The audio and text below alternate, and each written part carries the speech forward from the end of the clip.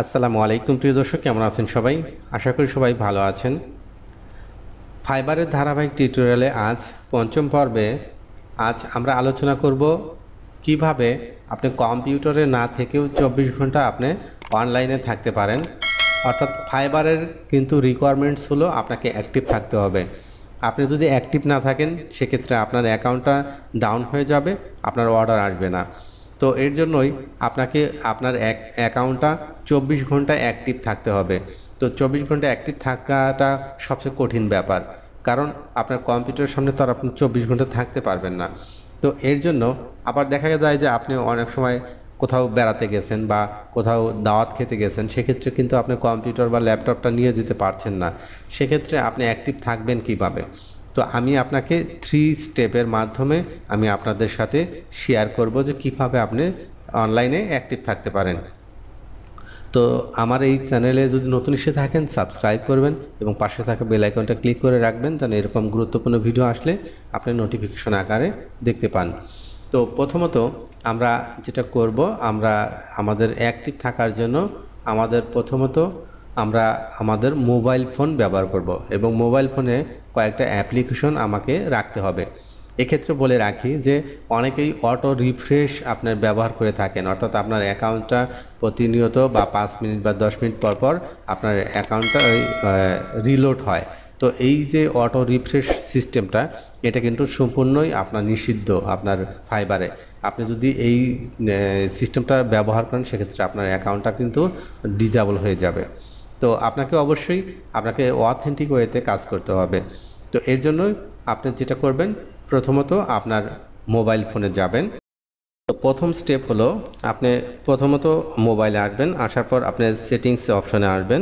এখান থেকে সেটিংসে ক্লিক করবেন।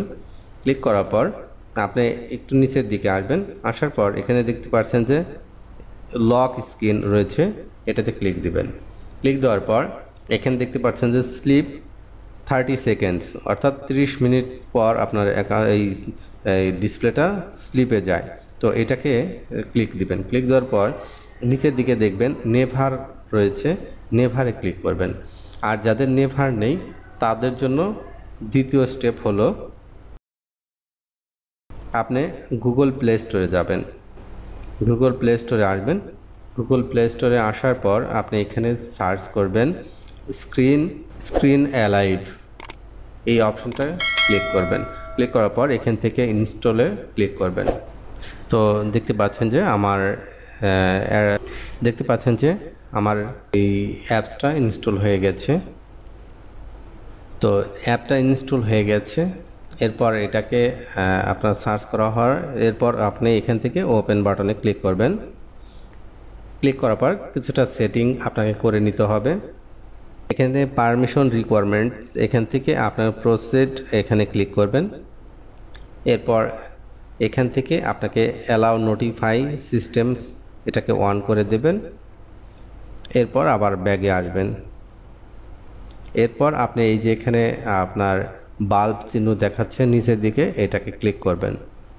ক্লিক করার পর এখানে অলওয়েজ দেওয়া রয়েছে।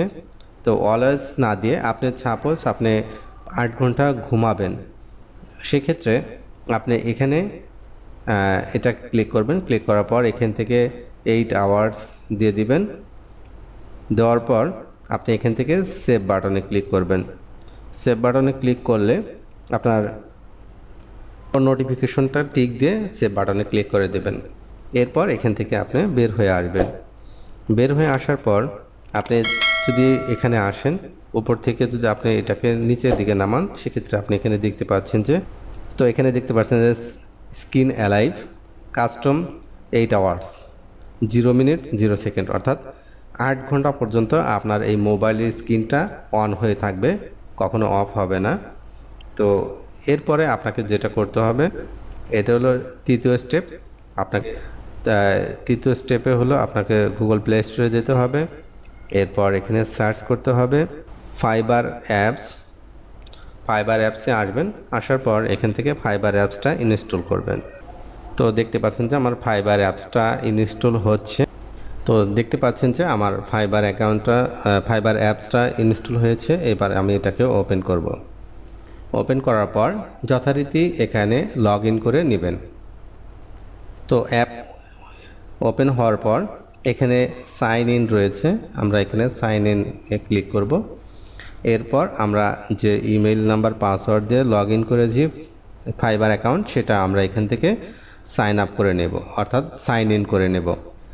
তো ফাইবার অ্যাকাউন্ট লগ ইন হয়েছে। প্রাথমিক অবস্থায় আপনার যখন আপনার অ্যাপসে লগ ইন করবেন সেক্ষেত্রে কিছু টেকনিক্যাল প্রবলেম হতে পারে, তো অর্থাৎ ফোন ভেরিফিকেশন অথবা ইমেইল ভেরিফিকেশন যেতে পারে। তো আমি আমার ফোন ভেরিফিকেশন এবং ইমেল ভেরিফিকেশন করেছি।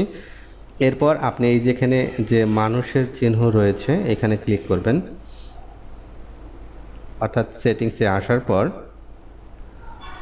তো এখানে আসার পর আপনি প্রোফাইলে এখানে ক্লিক করবেন। ক্লিক করার পর আপনি এখানে দেখতে পাচ্ছেন যে অনলাইন স্ট্যাটাস এটা অফ করা আছে, আপনি এটাকে অন করে দেবেন। অন করে দিলে ব্যাস আপনি এখানে দেখাচ্ছে যে you will remain online for as long as the app is open.